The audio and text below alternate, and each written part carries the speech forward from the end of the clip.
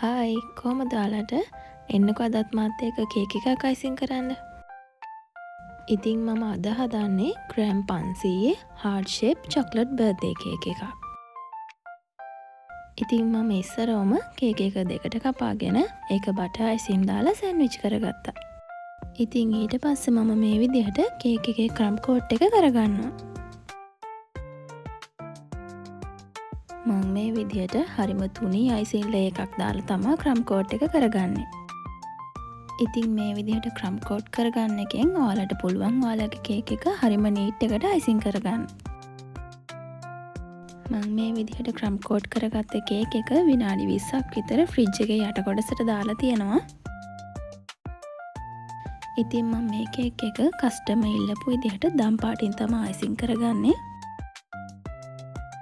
එහෙනම් කේක් එක හැදෙන්නේ කොහොමද කියලා බලන් ඉන්නකෝ. ඉතින් මම ක්‍රම් කෝට් එකෙන් පස්සේ ලේ එක ලාදම් පාටින් තමයි දාගන්නේ. මේ විදිහට මුළු කේක් එකම මම ඒ පාටින්ම අයිසිං කරගන්නවා. එහෙනම් අන්තිම වෙනකම් බලන් ඉන්නකෝ හොඳද කියලා. ඇත්තටම මට මේකේ අන්තිම ටික නම් වීඩියෝ කරගන්න බැරි වුණා. මම වීඩියෝ කරගත්ත ටික මේකට දාලා තියෙන්නේ. මම කේක් එක ලා දම් පාටින් කවර් කරගෙන ඉතුරු ඩෙකොරේෂන් ටික තද දම් පාටින් තමා කරන්න හිතුවේ.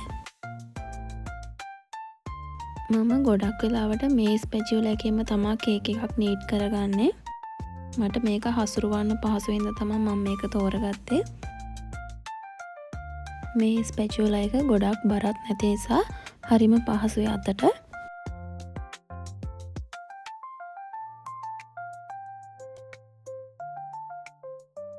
මම දැන් මේක කවර් කරගෙන ඉවරයි.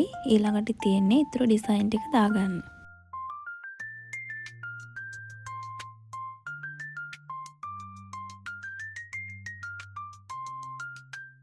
ඉස්සරවම මම 2D නොසල් එකෙන් තමා මේක ඩෙකොරේට් කරගන්නේ. මේ විදිහට උඩයි යටයි බෝඩර්ස් දෙකම මම 2D නොසල් එකෙන් ඩෙකොරේට් කරගත්තා.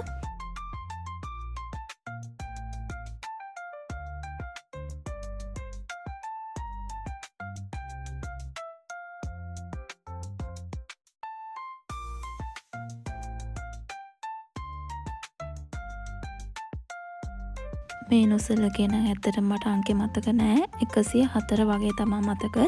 මේකත් ස්ටාර් නොසල් එකක්. ඉතින් මම මේකෙන් අර බෝඩ් එකට යටින් තව බෝඩ් එකක් දාගන්නවා මේ විදිහට.